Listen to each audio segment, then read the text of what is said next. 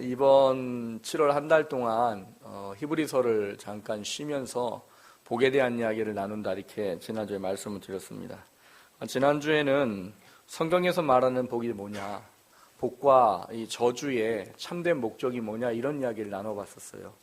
우리가 성경에 보면 그런 말 있다고 그랬잖아요. 순종하면 뭘 주세요?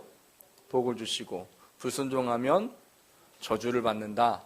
이 말씀에 사람들이 매여가지고 하나님을 믿는 것이 마치 어떤 육신의 복을 받는 것인 양 착각하고 오해하는 것으로, 그리고 저주를 받지 않겠다고 내가 하나님 말씀에 순종해야지 그런 두려운 마음을 가지고 무서운 마음을 가지고 신앙생활하는 그런 경우들이 있다 이렇게 말씀을 드렸습니다. 근데 말씀을 드렸듯이 그 복과 저주는 무엇인가 하나를 알기 위해 하나님 주시는 은혜지 그거 자체가 아니라고 말씀을 드렸습니다. 순종하고 복받는 걸 통해서 뭘 알도록 하시는 거라고 그랬어요? 하나님이 누구신 줄 알도록 하는 것이요, 불순종하고 저주받은 걸 통해서 뭘 알아요? 하나님이 누구신가를 아는 거라고 그랬어요. 그래서 이 하나님을 아는 게 복이요, 하나님을 아는 것 때문에 불순종, 순종, 복, 저주를 하나님께서 말씀하신 것이지, 우리의 신앙은 저주를 피하기 위해서 신앙생활하는 거 아니고 육신의 복을 받기 위해서 하나님 믿고자 하는 것 아니라 그렇게 말씀을 드렸습니다. 오늘은 그것이 무엇인지에 대한 부분들을 오늘 본문을 통해서 함께 나눠보려고 합니다. 성경에 보면 복 있는 사람이라고 확고하게 규정을 해준 말씀이 있습니다. 그 말씀이 오늘 우리가 읽은 시편 1편 말씀이에요. 시편 1편은 아마 신앙생활을 오래 하신 분이라면 대부분 정확히는 아니어도 이게 무슨 말씀인지에 대한 그림들이 그려지실 거예요. 복 있는 사람은 그러면서 무엇 하지 않는 사람, 그리고 그 사람은 어떤 사람, 그리고 그 사람들은 악인과 뭐가 다른 사람, 그리고 그 하나님의 은혜에 있는 사람은 결국 어떻게 되어지는 사람, 이게 시편 1편에 기록되어져 있는 복 있는 사람에 대한 이야기입니다.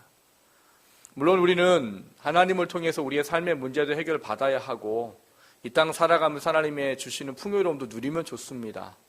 근데 그것은 신앙의 근본의 본질이 아니요 목적이 아니란 말이에요. 신앙의 본질과 목적은 이 복 있는 사람입니다. 오늘 말씀을 통해서 이 복 있는 사람이 뭔지를 다시 한번 확실하게 좀 돌아보시고 정말 복된 저와 여러분 되시기를, 복 있는 사람 되시기를 주님의 이름으로 축원합니다. 첫 번째 나누려고 하는 것은 무엇을 복이라고 하십니까 하는 거예요. 오늘이 무슨 날인지 혹시 아십니까? 초복이에요? 저는 그런 걸 잘 몰라가지고. 오늘 초복이에요? 제헌절이죠. 오늘 7월 17일 제헌절이에요. 아쉽게도 이제 공휴일은 옛날부터 없어져가지고 공휴일이 안 됐는데, 제헌절이 7월 17일인 이유인 줄 아십니까? 이유? 왜 제헌절이 7월 17일인 줄 아세요? 이렇게 말하는 저도 어디 찾아봐서 알았어요. 조선의 건국일이 7월 17일이랍니다. 그래서 일부러 이 15일에 뭔가를 하고 17일에 공포를 했다고 그래요. 그래서 제헌절을 우리가 7월 17일로 지키는 겁니다. 근데 제헌절이 뭡니까? 제헌절이 헌법을 만들어서 발표한 날이 제헌절이에요. 헌법은 뭘까요? 헌법이 뭐죠? 왜 갑자기 뭐 국민윤리도 아니고 뭐 무슨 사회시간도 아닌데 헌법이 뭐예요? 지켜야 할 법이에요? 기본법, 모법이라고 말하죠. 모든 법의 근간이 되는 거를 헌법이라고 말해요. 근데 여러분, 헌법은 우리가 사실 여러분 헌법이 우리를 무겁게 누르나요? 여러분 헌법 지키면서 막 무거우세요? 막? 무거운 짐을 나홀로 지고 견디다 못해 쓰러지네 막 이래요? 헌법을 지키면서? 여러분 세상에 지금 법을 지켜요? 안 지켜요? 지키잖아요. 지키면서 막 무거우세요? 안 무겁지요? 왜 안 무거울까요? 지킬만 해서 뭐 그렇게 말하면 또 그렇게 말할 수 있기도 하겠네요. 여러분 헌법은 우리가 지켜야 되는 것이기도 하지만 헌법의 기본 원리는요, 그 나라의 백성들을 지키고 보호하는 데 있습니다. 그래서 기본적인 헌법이 우리로 하여금 권리, 또 의무도 물론 있겠지만 우리가 대한민국의 백성으로 살아가는데 나라가 우리한테 해줘야 할 수없이 많은 것에 대한 것들이 들어있는 게 헌법이에요. 그래서 헌법을 바꾸네 어쩌네 이런 얘기를 하는 이유가 뭐냐 하면 시대가 바뀌어가면서 우리가 지금 과거와 시대와 다른 것을 지금을 맞게 바꾸자고 뭐 헌법 소환을 하고 뭐 이런 걸 하는 거예요. 그래서 헌법은 우리가 지켜가야 하는 이 대한민국의 법이지만 그 법을 지켜가는 것 안에는 뭐가 있느냐? 대한민국의 보호를 받고 그 헌법에 규정되어져 있는 유익한 것을 누릴 수 있도록 되어 있다는 거예요. 그래서 헌법은 사실 우리가 이 나라의 법을 지키는 거는 별로 그렇게 어렵게 생각하지 않아요. 그러니까 그거의 가장 근간에는 그게 우리를 보호하는 것에 대한 차원의 문제가 있기 때문입니다. 반면에 여러분 외국 사람들은 대한민국 헌법의 이 법을 그 규제를 받을까요? 안 받을까요? 외국 사람은 받지 않습니다. 뭐 통상법, 뭐 전 세계 통상법에 대한 건 받아도 우리나라 헌법에 규정되어 있는 그것을 외국 사람들이 누릴 수는 없어요. 뭐 그게 큰 나라가 미국이에요, 미국. 여러분 미국은 우리나라는 출산할 때 돈 그렇게 많이 안 들어요, 그렇죠? 순산하면 덜 들겠죠. 제왕절개를 해도 얼마 드나요? 저희는 워낙 사모가 튼튼해서 넷을 잘 나가지고 얼마인지 몰라요. 순산했을 때 제가 기억으로 그때 한 50만 원인가 그랬던 것 같아요. 제왕절개 한 2배 더 되겠죠? 뭐 비싸야 뭐 한 3배 치면 한 300만 원 될까요? 근데 여러분 미국에는요 보험이 적용되지 않는 사람은 애를 낳으려면 3천만 원 이상이 든답니다. 그래서 아기를 낳기가 어려워요. 보험이 적용이 안 되는 사람들은 굉장히 어려워요. 병원을 가기가 어려워요. 그래서 미국 같은 경우는 음성적인 이 치료하는 데가 많은 거예요. 왜냐하면 보험을 적용 못 받아요. 누구는? 미국 시민권을 갖지 못한 사람은 보험을 적용을 못 받습니다. 그래서 개인 보험을 드니 개인 보험은 비싸요. 그러니까는 이 자국민에 대한 것을 그렇게 적용할 수 있도록 하는 것도 미국의 모 법 안에서 이루어지는 거예요. 제가 왜 오늘 법에 대한 이야기를 이렇게 장황하게 이야기해 놓는가 하면 오늘 성경에 복이 있는 사람을 뭐라고 말하느냐? 복이 있는 사람은 하나님의 말씀에 다스림을 받고 그 말씀이 즐거워지는 자가 복이 있다 이렇게 말하고 있기 때문이에요. 자, 다시 물어볼게요. 제가 헌법을 지키는 거는 무거우세요? 다시 물어볼게요. 율법을 지키는 거는 무거우세요? 얘가 막 나오네요. 저쪽에서. 여러분 왜 헌법을 지키는 건 무겁지 않은데 율법을 지키는 건 무거울까요? 그런 생각을 혹시 영적으로 한번 생각해 보셨습니까? 영적으로. 여러분 헌법을 지키는 거는 이게 어떤 영적인 싸움이 없는 거예요. 근데 하나님의 율법을 지키는 건 거기에 반드시 영적인 싸움이 있습니다. 그래서 그게 우리로 하여금 무겁게 느껴지게 돼 있고 무거워지는 것처럼 보여요. 그리고 실상 이거는 이 헌법은 우리가 그냥 육신의 삶을 살아가는데 일반적인 거기 때문에 별로 어려움이 없어요. 그런데 예수를 믿고 하나님의 자녀가 되면서 살아갈 때에는 하나님의 계명과 율법에 적용을 받게 되면 세상의 이 순리적인 것과 세상에서 말하는 논리적인 것을 거스러 살아가야 되기 때문에 어렵습니다. 그러니까 우리가 예수님을 믿고 나면 그때부터는 그냥 쉽고 편하게 했던 것들이 쉽고 편하지 않은 것이 되어버리죠. 그러니까 그냥 가만히 있을 때는 쉬웠던 것들이 이제는 무겁고 어렵게 느껴지는 거예요. 그런데 오늘 성경은 뭐라고 말한대요? 복 있는 사람은 율법을 즐거워하고 그 율법을 주야로 묵상하는 사람이래요. 그러니까 하나님의 말씀이 내게 들어와서 그 말씀이 내 삶에 기쁘고 즐거운 것이 되어지는 것이 복이 있는 사람이래요. 여러분 복이 있다고 정말 느끼세요? 계명과 율법을 내가 지켜야 된다는 거, 내게 그것이 주어졌다는 게 정말 복이 있다고 느껴지냐는 거예요. 그게 여러분 느껴져야 복 있는 사람인 거예요.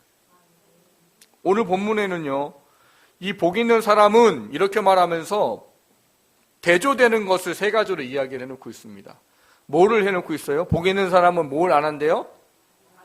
악인들의 꾀를 따르지 않는데요. 그 다음에 뭘 하지 않는데요? 죄인들의 길에 서지 않는데요. 그 다음 뭘 안 한대요? 오만한 자들의 자리에 앉지 않는데요. 이게 여러분 개역 성경에는 뭐라고 되어 있어요? 들이라고 되어 있지 않고 단수로 되어져 있습니다. 악인의 꾀를 쫓지 아니하고 죄인의 길에 서지 아니하고 오만한 자의 자리에 앉지 아니하고. 근데 원문은 원래 복수로 되어 있어요.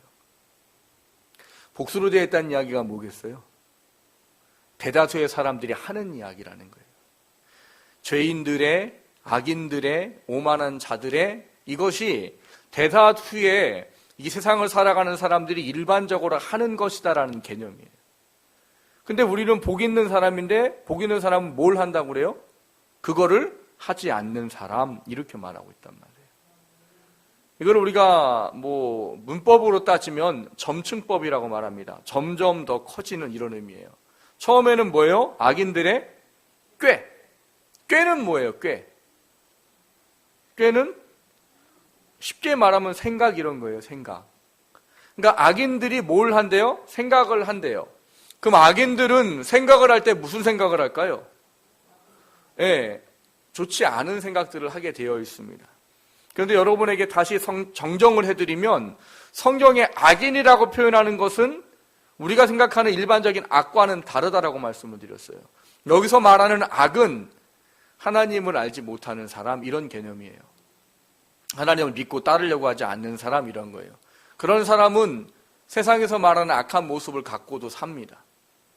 그러니까 여기는 뭐냐 하면 하나님을 알지 못하는 사람들이 가지고 있는 생각, 꾀라는 거예요. 여러분 하나님을 알지 못하는 사람들이 가지고 있는 생각과 꾀는 전부 다 자기 중심적이고 자기 주관적인 거예요. 내가 생각하고 내가 원하는 것, 내가 필요로 하는 것을 얻기 위해서 그 사람들은 수없이 많은 생각을 합니다. 그런데 그 수없이 많은 생각 가운데에는 사단이라는 존재가 역사를 하고 있다는 사실이에요. 여러분 우리가 하루에 생각을 하는 게 굉장히 많다고 그래요. 어떤 학자는 하루에 우리가 8,000번을 생각한답니다. 아침에 깨서 잘 때까지 한 8,000번 정도를 생각한대요. 생각이라는 거를. 근데 여러분 김남준 목사님이 쓴 책에 보면 죄가 우리 안에 들어오는 첫 번째 단계가 뭐냐면 사단이 생각으로 우리에게 타고 들어온다는 거예요. 그럼 여러분 8,000번의 하루에 생각을 하는데 사단은 과연 우리를 몇 번이나 우리를 시험하고 유혹하고 넘어지도록 공격을 할까요? 한 100번 할까요? 8,000번 다 합니다. 죄송하지만 사단은 8,000번이라는 시간을 그 생각들을 우리 안에 우리를 넘어뜨릴 온갖 일을 하는 존재. 결국 우리가 그 생각에 대한 부분들로 들어올 때 우리가 그것을 쳐내는 것은 쉽다라고 말합니다. 왜 쉬워요? 제가 만약에 이런 상상을 해보자고요. 오늘 헌금이 많이 들어왔어요. 내가 오늘 다 축도를 하고 나가기 전에 내가 이렇게 좀해서 이렇게 집어넣고 아무도 안 보이겠지? 그럼 재정부에 아직 안 들어갔으니까 알게 뭐야. 그 누가 우리 교회는 헌금 명단도 안 올리는데 모를 거 아니야. 그럼 좀 해봐야지. 제가 이런 마음이 들어왔다고 치자고요. 그럼 여러분 그 생각을 들어올 때 내가 목사인데 하나님이 지켜보고 계신데 그게 가능해? 안 되지라고 쳐버리는 건 쉽다는 거예요. 그게 악인의 꾀예요. 근데 그 다음은 죄인들의 길이에요. 이거는 삶으로 옮겨지는 겁니다. 생각으로 타고 들어온 사단의 그 이야기들을 우리가 마음에서 받아들인다는 거예요. 받아들이게 되면 반드시 뭐가 나타나나요? 삶으로 옮겨집니다. 그래서 그거를 길, 걷는 행위 이런 부분들로 말해서 죄인의 길 이렇게 말하고 있는 거예요. 여러분 머릿속에 들어온 것이 삶으로 옮겨지면 그때는 생각으로 쳐내지지 않아요.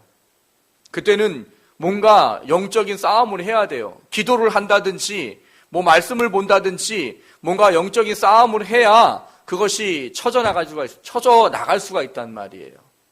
그런데 마지막에 나와 있는 게 뭐예요? 오만한 자들의 자리. 이제 이것이 안 쳐져요. 머릿속으로 사단이 타고 들어온 걸 마음이 잡아가지고 그거를 삶에서 한 번, 두 번 할 때는 조금 마음이 좀 그래요. 근데 그것이 10번이 되고 20번이 되고 50번이 되고 100번이 되고 삶이 되어버리면 그때는 그게 나에게 아무 의미가 없어요. 하나님 앞에 범죄하는 것은 분명한데 그 범죄하는 것조차가 나한테 아무 의미가 없게 되어버린다는 거예요. 그게 오만한 자의 자리예요. 이럴 때는 여러분 웬만큼 기도하고 말씀 본다고 이게 벗어지느냐? 벗어지지 않습니다. 오만한 자의 자리에 앉으면 여러분 금식이라도 해야 되고요. 뭔가 신앙적인 그걸 싸우기 위한 결단을 해야 돼요. 안 되면 목사한테 찾아와서 내가 이런 분 있다고 같이 기도해달라고도 해야 되고 동역자들한테 기도를 부탁해서라도 이것이 그때 이 영적인 그 싸움 있고 난 데야 끊어지지 그냥 끊어지지 않아요. 이게 오만한 자리에 앉으면. 근데 문제는 그걸 오늘 뭐에다 쓰고 있다는 거예요. 복 있는 사람은 이라고 말하면서 그렇게 하지 않는 거라고 말하는 거예요.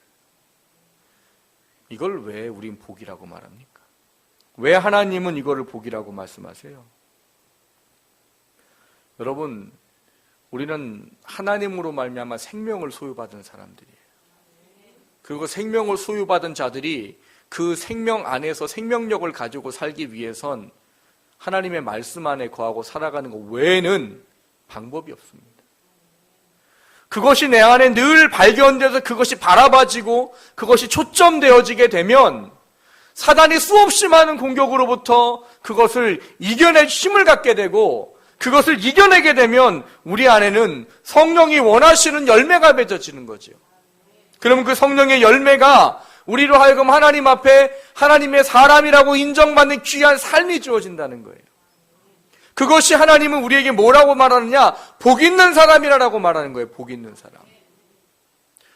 여러분, 하나님을 믿는 우리들이 뭐 삶의 육신의 문제든 영적인 문제든 그 문제를 해결하기 위해서는 여러분 하나님이라는 존재를 통하지 않고는 결코 그 일이 가능하지 않습니다. 내 육신의 힘으로 사단과 싸워 이길 수 있어요?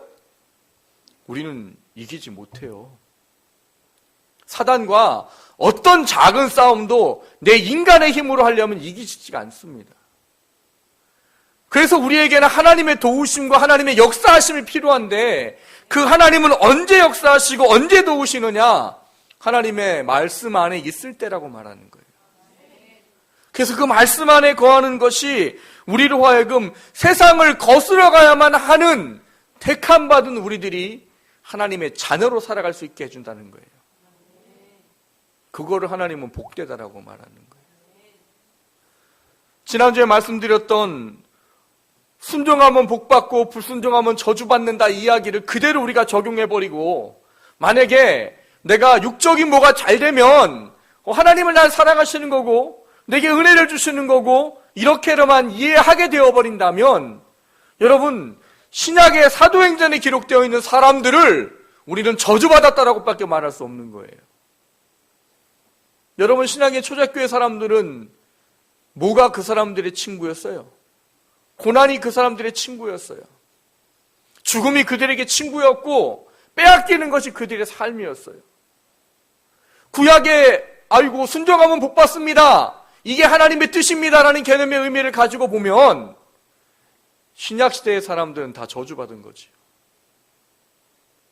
여러분 구약시대의 사람들이 하나님에게 더 합당하고 하나님 앞에 더 온전하겠습니까? 신약시대의 성령을 받고 난 이후의 사람들이 하나님께 더 합당하고 온전하겠습니까? 신약시대예요. 구약시대는 어때요? 맨날 우상 숭배하고 맞으면 회개하면 하나님 불쌍히 여기서 구원해 주시고 이게 끝없는 반복이에요. 끝없는 반복. 하나님을 온전히 믿는 사람이 별로 없어요. 구약시대에는. 근데 신약의 성령을 받고 난 이후에는 목숨을 걸고 예수를 믿고 목숨을 걸고 하나님을 믿어요. 그러면 우리는 그 개념을 가지고 놓으면 누가 복을 받은 거예요? 진정한 복이 뭔지를 모르면 하나님 안에 있고 그 말씀 안에 서는 것이 무엇인지를 잘 모르면 구약시대의 복을 지금도 복이라고 여기면서 사는 거예요. 근데 여러분, 진정한 복은 뭐예요? 신약시대의 사람들이에요. 여러분, 천국에 대한 개념이 잘 세워져 있지 않을 수도 있습니다. 천국에 가면 여러분 가장 좋은 게 뭔지 아십니까? 하나님 가까이 있는 거예요. 예수님 가까이 있는 거예요. 가서 보세요. 하나님, 예수님 가까이 가 있는 게 아마 가장 귀하고 원하는, 그게 평생 영원한 시간의 소망일 거예요. 근데 여러분, 계시록에 보면 어린 양의 보좌 앞에 앉아 있을 사람이 있다라고 가리킵니다. 어린 양의 보좌 앞에 누가 앉을까요? 헌금 많이 한 사람이요? 봉사 많이 한 사람이요? 누가 어린 양의 보좌 앞에 앉아 있다고 그래요? 예수의 이름, 하나님의 이름으로 목 배임 받은 자들이 어린 양의 보좌 앞에 앉아 있느니라라고 말해요. 우리가 생각하는 천국의 개념하고 다릅니다, 여러분. 천국 가면 내가 일일이만 원하는 거 잘 먹고 잘 살고 하고 싶은 거 다 하고 막 이런 대로 생각하시지만 아니에요. 성경은 그런 것이 아니에요. 천국이 말하는 것은. 중요한 것은 이 놀라운 것이 복인 줄 알았기 때문에 초대교회 사람들은 그 말씀 안에서 죽어가는 것을 복으로 여겼단 말이에요. 여러분, 그게 복 있는 사람이에요. 근데 너무나도 많은 사람들이 진정한 복을 알지 못하고 복의 하나의 모습인 세상의 육적인 것을 취하는 것을 복으로 여기면서 그거를 위해서만 내 모든 것을 쏟아부으려고 하고 있는 게 요즘 시대에 살아가는 신앙생활의 사람들이에요. 여러분, 말씀이 여러분을 주관한다라는 것이 얼마나 귀하고 값진 것인지를 다시 한번 돌아보시고 그 속에 하나님 안에 발견되는 것이 얼마나 큰 은혜인지를 다시 한번 돌아보게 되시기를 주님의 이름으로 축원합니다. 두 번째로 나누려고 하는 것은 참 복을 누리는 삶은 뭡니까 하는 거예요. 여러분, 오늘 시편 기자는 우리한테 3절부터 놀라운 말을 합니다. 3절에 무슨 말을 하나요? 한번 같이 읽어보겠습니다. 그는 시냇가에 심은 나무가 철을 따라 열매를 맺으며 그 잎사귀가 마르지 아니함 같으니 그가 하는 모든 일이 다 형통하리로다. 아멘. 이것 때문에 사람들이 시편 1편을 좋아합니다. 이것 때문에. 뭐 때문에요? 마르지 아니하리라. 다 형통하리라. 근데 여러분, 이거를 1장 전체 내에서 이해를 못하면 이것 또한 우리는 육적인 것으로만 해석을 할 수밖에 없어요. 야, 하나님 말씀을 지키면 그냥 시냇가에 심은 나무처럼 철 따라 그냥 이게 막 열리고 맺히고 그리고 모든 게 그냥 다 형통하대. 이것 때문에 사람들이 시험 들잖아요. 왜요? 나 나름대로 하나님 믿었고 나 나름대로 하나님 변신하고 나 나름대로 할 거 했는데 이 형통함이 안 주어져요. 사람들이 말하는 형통함은 뭐예요? 내가 계획한 것대로 이루어져야 되는 거고 옆집보단 내가 더 잘 살아야 되는 거고 남들 타는 차보다 내가 더 좋은 차를 타야 되는 거고 남이 진급하면 나는 더 빨리 진급해야 되고 그게 형통함이에요. 근데 여러분 살면서 이상한 거 못 느끼셨어요? 여러분이 그 원하는 형통함이 다 주어지십니까? 안 주어지시잖아요. 안 주어지면서 이런 생각하셨죠. 내가 좀 모자라서 그래, 부족해서 그래. 내가 하나님 더 열심히 믿어야 되고 내가 하나님을 더 열심히 봉사하고 해야 되는데 내 열심히 봉사하고 헌신하는 게 내가 좀 모자라서 내겐 형통이 없는 거야.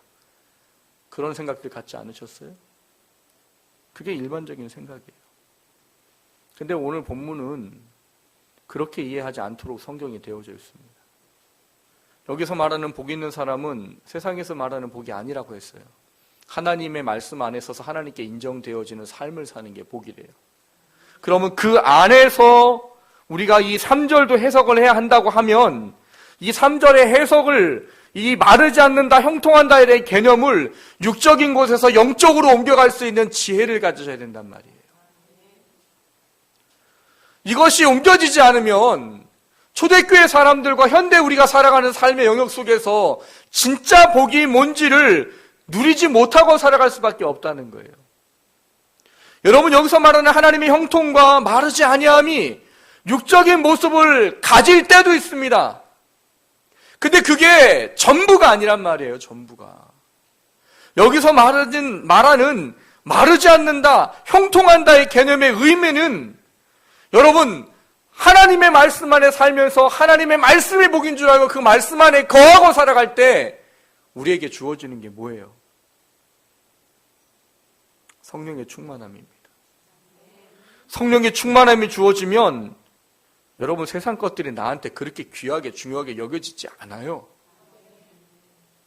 내 안에는 하나님 믿는 믿음이 더욱더 용솟음쳐서 그것만 붙잡고 살아도 기쁨으로 가지고 살아가는 놀라운 은혜가 부어집니다. 다른 사람보다 못 살아다. 근데도 마음이 좋아요.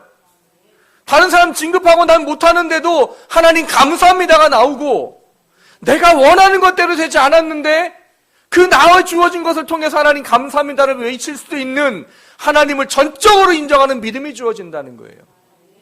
그게 형통함이고 그게 마르지 않는 것이지 물질에 대한 것이 아니에요. 그러면 1절을 이렇게 기록하시면 안 되는 거죠.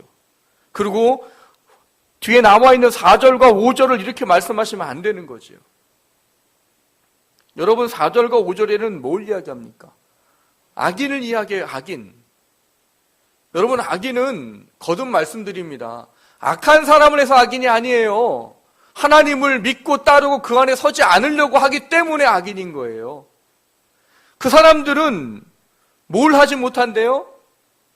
5절에 보시면 심판을 견디지 못하고 의인들의 모임에 들지 못한답니다. 하나님을 믿는 믿음이 주어지지 않는 사람은 여러분 무슨 일을 하고 뭘 해도 심판에서 벗어날 수 없대요. 그리고 뭘 해도 그 사람들은 우리처럼 의인의 모임에 들지 못한다는 거예요. 우리들은 왜 의인이에요? 여러분 선하셔서 의인입니까? 구원 받을만 하셔서 의인이에요? 성경은 칭의라고 얘기합니다. 칭의. 칭의가 뭐예요? 의롭다고 칭해주는 거예요. 죄는 있는데 하나님 예수를 믿으면 그거를 덮어서 죄가 없다라고 인정해서 의롭다고 칭해줘서 칭의예요. 여러분 우리 안에 죄가 없으면 예수님 믿고 예수의 보혈이 우리 죄를 씻어주시고 우리 죄가 완전히 사라졌으면 우리는 죄를 지울 수 없는 거예요. 죄를 지울 수 없는 거예요. 근데 우리는 죄를 짓잖아요. 예수 믿었는데. 왜 져요? 우리는 칭의가 된 거예요. 의인이 아니라고요. 의인. 우리는 아직 죄를 범할 가능성이 우리 안에 있고 다만 십자가의 보혈이 그걸 누르고 덮고 있어서 우리가 하나님의 의인이라고 살아가는 거지 죄가 없어진 게 아니란 말이에요. 중요한 것은 여기에 말하고 있는 우리가 하나님의 심판을 견디지 못하고 의인들의 모임에 들지 못하는 이 사람들과 다른 것을 누리며 살 수 있도록 우리에게 주셨다는 거예요. 그 해답이 어디에 있습니까? 그 해답이 2절에 있는 거예요. 2절. 오직 여호와의 율법을 즐거워하여 그의 율법을 주야로 묵상하는 자. 어떤 분이 그런 얘기를 해요. 저한테 상담을 하고 뭘 하면은 뭔 얘기를 하다가 결론에 가면 뭐가 나올까요? 저랑 혹시 상담을 해보신 분 혹시 있으세요? 상담을 하면 뒤에 가면 항상 뭐가 나올까요? 기도하셔야 됩니다. 기도하시자고요. 말씀 보십시다. 그럼 그렇게 말해요. 왜 맨날 똑같아요, 목사님? 문제는 다른데 왜 해답은 맨날 똑같은 걸 주세요? 그럼 저는 뭐라고 얘기를 해야 할까요? 그게 유일한 답인데, 그게 가장 옳은 건데 제가 뭘 주겠어요? 세상의 지혜를 구하는 거면 절 찾아오시면 안 되지요. 저는 별로 지혜가 없어요. 세상의 것에 답을 얻으려면 절 찾아오시면 안 되는 거지. 저를 찾아오신 이유는 뭐예요? 하나님의 사람으로 서고 하나님께서 우리의 삶 가운데 일하시기를 원하기 때문인 거예요. 우리가 하나님의 말씀과 그 안에 지켜있는 그 계명들이, 율법들이 우리에게 즐거운 것으로 여겨지게 될 때 우리 안에는 하나님의 말씀하시는 하나님의 뜻대로의 은혜가 부어지는 거예요. 그게 복이 있는 사람인 겁니다. 마지막으로 말씀을 드리면 오해하시지 말라는 거예요. 늘 제가 이런 설교를 하면 사람들이 그렇게 오해를 해요. 그러면 육적인 거는 우린 누리지 않고 살아가고 우린 육적인 거는 없이 그냥 맨날 지지리 꼽지리로 살고 우리는 그냥 맨날 없는 거로 살고 그래야 되는가 보다. 아니에요. 여러분, 성경의 원리를 늘 기억하라고 했어요. 제가 설교하는 동안 마태복음 6장 33절을 귀에 딱지가 않게 얘기할 겁니다. 마태복음 6장 33절의 원리가 우리가 하나님의 복된 삶의 원리입니다. 6장 33절이 뭐예요? 너희는 먼저 그의 나라와 그의 의를 구하라. 그리하면 이 모든 것을 너희에게 더하시리라 해요. 여러분, 이 모든 것에는요, 두 가지가 포함되어 있는 거예요. 하나는 뭐예요? 영적인 하나님의 복. 둘째는 육적인 하나님의 복. 항상 문제는 뭐예요? 이거를 제쳐놓고 이거를만 받으려고 하니까 이게 안 주어지는 거예요. 하나님은 영적인 게 돼야 육적인 걸 주실 수 있는 분이란 말이에요. 그래서 하나님이 우리에게 말씀 안에 서서 하나님의 사람만 살아가는 것이 무엇인지를 중요하게 알라는 거예요. 그래야 나는 너한테 네가 고민하고 걱정하는 것도 내가 해결해 줄 수 있는 거지. 너가 나로 앞에 온전히 서 있지 않은데 내가 너에게 그걸 주는 건 너한테는 복이 아니야. 그게 하나님의 원리예요. 여러분, 이것이 우리 안에 해결되어져야 우린 진정한 복이라는 것이 무엇인 줄 알고 그 복의 잘못된 해석으로부터 자유할 수 있게 되는 겁니다. 육적인 건 여러분 보너스라고 했어요. 늘 보너스. 보너스는 안 주는 회사도 있단 말이에요. 보너스는 다 똑같지 않습니다. 어떤 사람은 600% 받아도 어떤 사람은 100% 받는 사람이 있고 다 달라요. 근데 여러분, 그렇게 말하시는 분 없잖아요. 삼성에 다니는 사람은 거기는 복지가 잘 돼 있어서 많이 받아요. 시골에서 그냥 가게에서 그냥 일하는 점원으로 일하는 분, 이 두 사람이 월급을 받는 게 똑같습니까? 다릅니까? 달라요. 다른데 다른 거를 가지고 이 점원이 사장한테 데모할 수 있어요? 내 친구는 삼성 다니는데 걔는 보너스가 몇 프로고 본봉이 얼마고 나는 최저시급 올랐더라고요. 이번에 6,030원에서 6,000 몇백 원으로 올랐더라고요. 최저시급밖에 안 주시고 이러면 안 되죠. 이러면 그 회장님 뭐라고 하실까요? 그 가게 사장님이 삼성 가. 삼성이 들어가 삼성 봐도.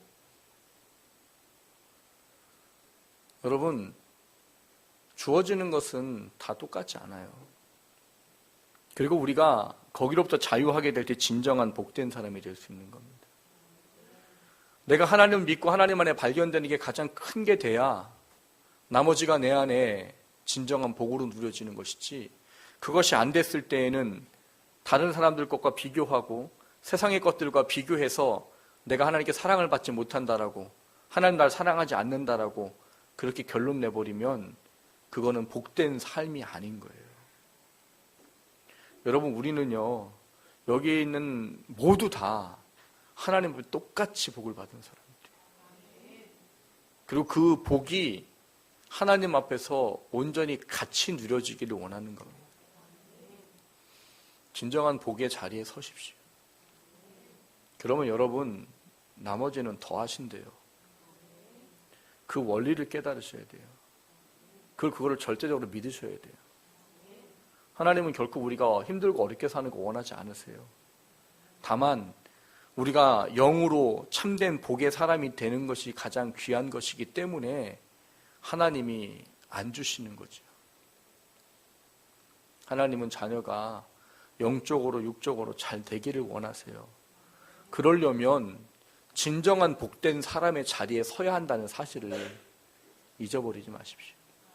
그리고 그것이 세상의 어떤 부분에 주어지는 것에 좌우되는 것이 아니라는 걸 좀 돌아보십시오.